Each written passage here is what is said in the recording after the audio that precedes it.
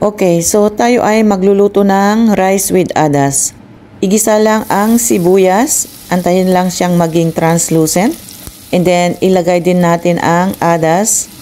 Ito ay isang beans o kaya lentil pero ito yung parang greenish ang kulay niya. Isutay lang natin ng saglit and then ilagay na rin natin ang bigas.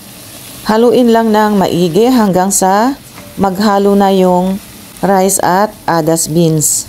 Lagyan natin siya ng tubig at ito ay ating pakuluan. Ang adas with rice ay isang tradisyonal na pagkain dito sa Middle East.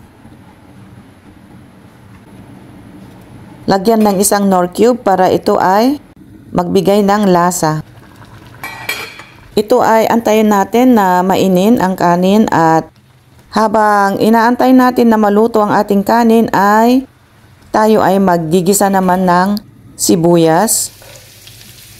Hintayin lang natin na maluto ang sibuyas hanggang sa maging translucent na siya o kaya maging brown. Lagyan natin ng cumin powder at paprika powder. Haluin lang ng mabuti hanggang sa ito ay maluto. Ito ay napakasarap na pagkain at kahit wala ka ng ulam ay pwedeng-pwede na ito. Maraming salamat sa panonood.